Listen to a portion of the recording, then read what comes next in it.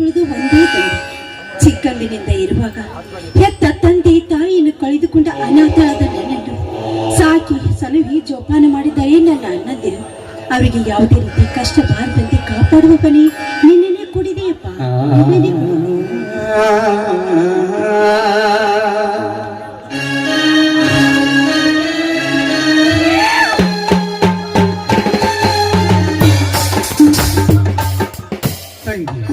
ಶ್ರೀ ಶಿವಲಿಂಗೇಶ್ವರರ ಆರಾಧನೆಯಲ್ಲಿ ಚಿಕ್ಕಿತಳಾಗಿ ಪತಿ ಪರಮೇಶ್ವರನಂತ ಪುಣ್ಯಾತ್ಮ ಸಿಗಲೆಂದು ಬೇಡಿಕೊಳ್ಳುತ್ತೇವೇನಮ್ಮ. ಅಣ್ಣ, ನಾನು ನನ್ನ ಪತಿಯ ಬಗ್ಗೆ ಬೇಡ್ಕೊಳ್ತಾ ಇರ್ಲಿಲ್ಲಲ್ಲ. ಈ ನನ್ನ ಪ್ರೀತಿಯ ಅಣ್ಣಂದಿರಿಗೆ ಯಾವುದೇ ರೀತಿ ಕಷ್ಟವನ್ನು ಕೊಡಬೇಡ ತಂದೆ ಅಂತ ಬೇಡ್ಕೊಳ್ತಾ ಇದ್ದೇನೆ. ಅಣ್ಣ, ಮೊದಲು ಪ್ರಸಾದ ಕೊಡ್ತೀನಿ, ದೇವರಿಗೆ ನಮಸ್ಕಾರ ಮಾಡು.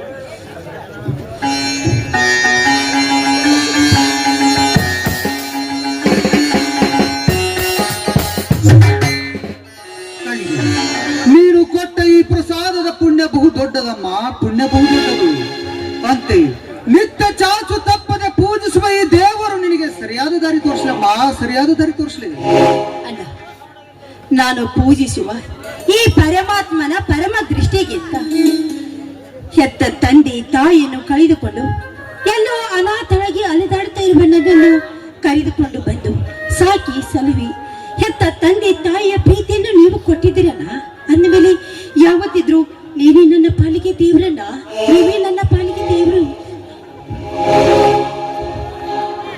ಹೌದಣ್ಣ, ತಂಗಿ ಹೇಳುತ್ತಿರುವ ಮಾತಿನಲ್ಲಿ ಸತ್ಯಾಂಶವಿದೆ.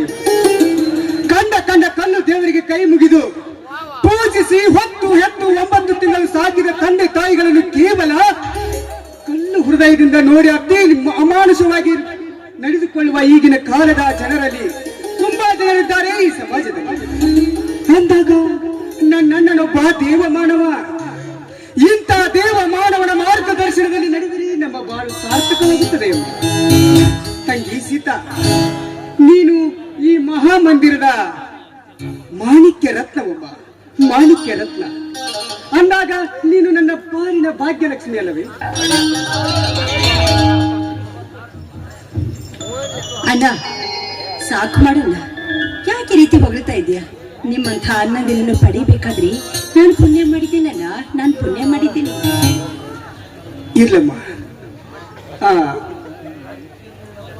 ದೇವಿ ಪೂಜೆ ಮಾಡಿದೆಯಲ್ಲ ಅಮ್ಮ, ದೇವಿ ಪ್ರಸಾದ ಏನಾದ್ರು ಬಾರಣ್ಣ, ಕೊಡ್ತೀನಿ.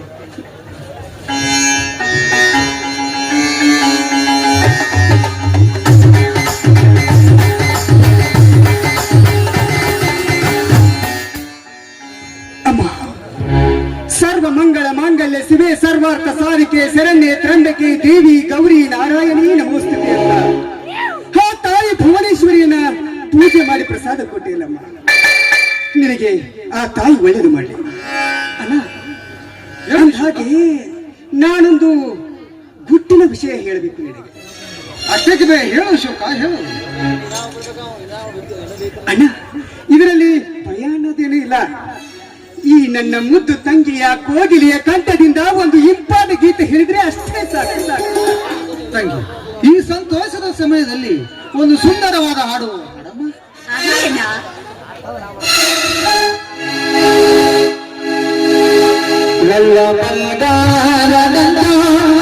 ತಂಗಿ ನನಗೆ ಹಾಡಾಗಲಿ ಸುಖ ಸಂತೋಷ ತಂಗಿ ಮನನವಿದಾಡಲಿ ನಾನು ಹಾಡಾಗಲಿ.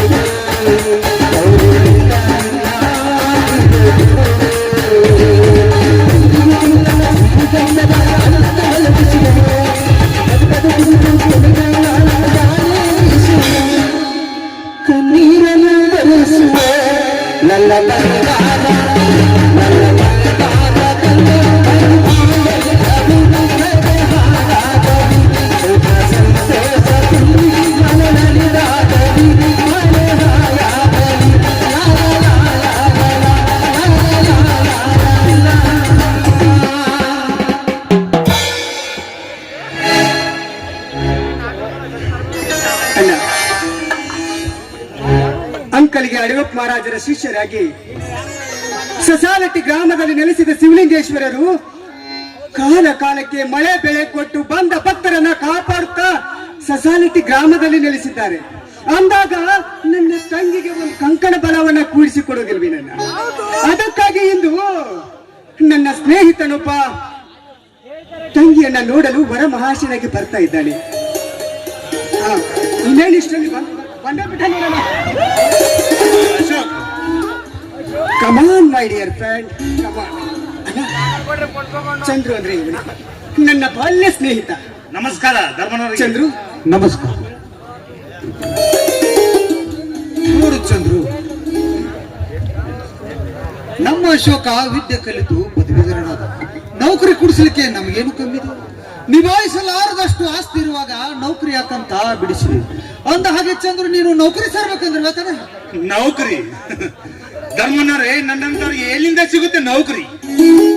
ನೌಕರಿ ಎಂಬ ಚಕ್ರದಲ್ಲಿ ನಿಂತು ತನ್ನ ದಂತ ಪಂಕ್ತಿಗಳಿಂದ ನಮ್ಮಂತ ಬಡವರಂತೆ ಇದ್ದಾರೆ ಈ ಜಗದಲ್ಲಿ. ಅಂದಾಗ ನನ್ನಂತ ಬಡವನಿಗೆ ಕನಸಿನ ಮಾತಿನ ದುಡ್ಡು ತುಂಬಿದ ಬ್ಯಾಗ್ ಮುಂದಿಟ್ಟದೊಡನೆ ನಾವು ಕೇಳುವ ನೌಕರಿ. ಎಲ್ಲಿ ಹೋದರೂ ಭ್ರಷ್ಟ ತುಂಬಿದ ಚಂಚರ ಆಡಳಿತದಲ್ಲಿ ಭ್ರಷ್ಟ ತುಂಬಿದ ಭ್ರಷ್ಟ ರಾಜಕಾರಣ ಮಾಡಿ ಮನೆಗೆ ಹೋಗಿ ನಮಗೆ ನೌಕರಿ ಬೇಕು ಅಂತ ನಯನ ವಿನಯದಿಂದ ಬೇಡಿಕೊಂಡರೆ ನಿನ್ನ ಸನ್ಮಾನ ಮಾಡುವ ಭ್ರಷ್ಟಾಧಿಕಾರಿಗಳಷ್ಟಲ್ಲ ಈ ಸಮಾಜದಲ್ಲಿ. ಅಂದಾಗ ಒಪ್ಪತ್ತಿನ ಊಟಿಗೆ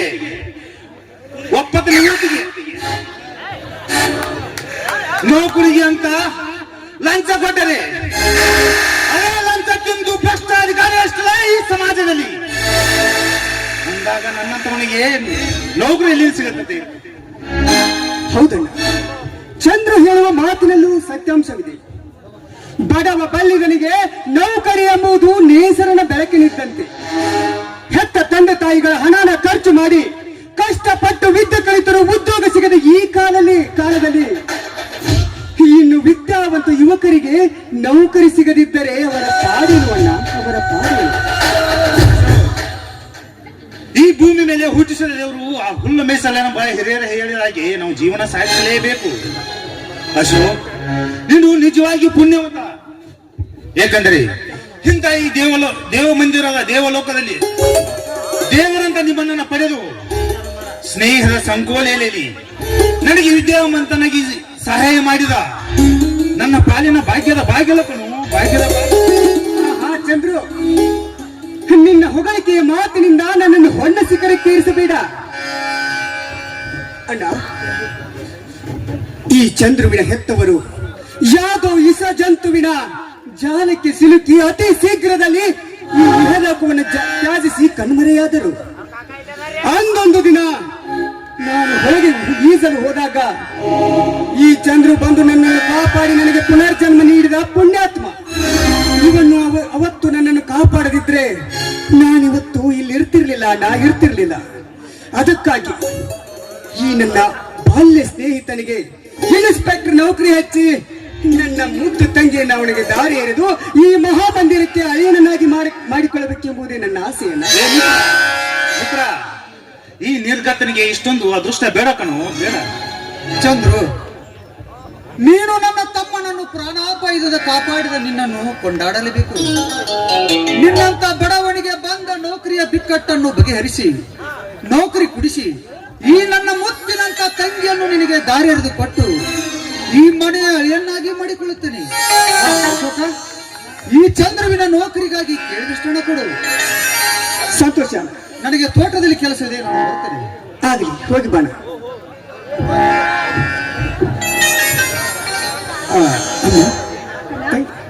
ನಮಗೊಂದು ಸ್ವಲ್ಪ ಕಾಫಿ ಮಾಡ್ಕೊಂಡು ಬರ್ತೀವಿ. ಸರಿ ಅಲ್ಲ. ನೋಡಿದೇನು ಚಂದ್ರ, ನನ್ನ ತಂಗಿಯ ಮುಖದಲ್ಲಿರುವ ನಗುವಣ್ಣ. ಅಂದ್ರೆ ಇದರಿಂದಲೇ ಅರ್ಥವಾಗುತ್ತೆ ಅವಳು ನಿನ್ನನ್ನು ಇಷ್ಟಪಡ್ತಾ ಇದ್ದಾಳಂತ.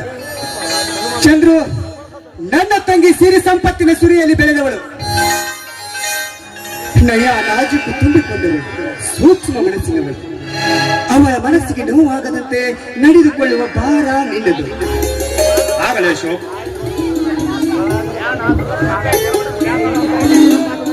ಕಾಫಿ ತೆಗೆದುಕೊಳ್ಳಿ ಅಣ್ಣ. ನೀನು ಕಾಫಿ ತೆಗೆದುಕೊಳ್ಳಲ್ಲ?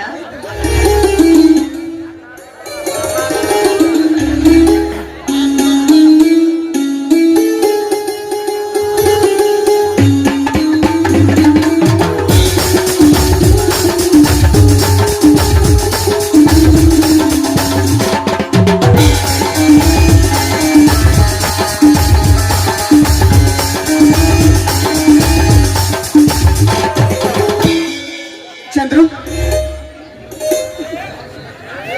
ನನ್ನ ತಂಗಿ ಮಾಡಿದ ಕಾಫಿ ಹೇಗಿದೆ? ಅಶೋಕ್, ಕಾಫಿ ತುಂಬಾ ಚೆನ್ನಾಗಿದೆ ಅಶೋಕ್. ಆಹಾ.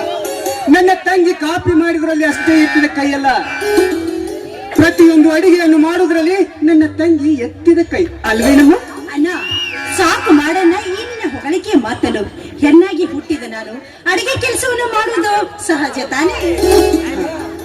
ಚಂದ್ರು, ನನ್ನ ತಂಗಿ ಬಲು ತುಂಟಿ. ಅಮ್ಮ, ಬರೀ ಕಾಫಿ ಮೇಲೆ ಮುಗಿಸ್ತೀವೋ ಅಥವಾ ಹೊಟ್ಟೆಗೇನಾದ್ರೂ ಮಾಡ್ತೀವೋ? ಚಂದ್ರು ತುಂಬಾ ದೂರದಿಂದ ನಡೆದುಕೊಂಡು ಬಂದಿದ್ದಾನೆ, ಹಸಿವಾದ್ರೂ ಆಗಿರ್ಬೋದು. ಅಣ್ಣ, ನಾನು ಈಗಾಗ್ಲೇ ಅಡಿಗೆ ರೆಡಿ ಮಾಡಿದ್ದೀನಿ. ನೀನು ಊಟಕ್ಕೆ ಬಾ. ನೀನ್ ಬರುವಾಗ ಇವರನ್ನು ಕರೆದುಕೊಂಡು ಬಾ ಅಣ್ಣ. ಓಹೋ, ಇವರ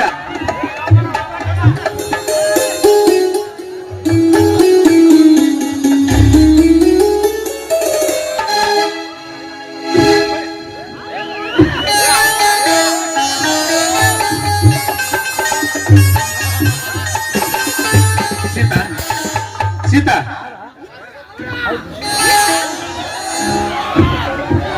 ಏನ್ ಹಾಗೆ ಹೋದ್ರೆ ಏನ್ ಮಾಡ್ಬೇಕು? ಸಿಹಿ ಮುತ್ತಿನ ಕಾಣಿಕೆ. ಹಸಿಗೆ ನೋಡಿ.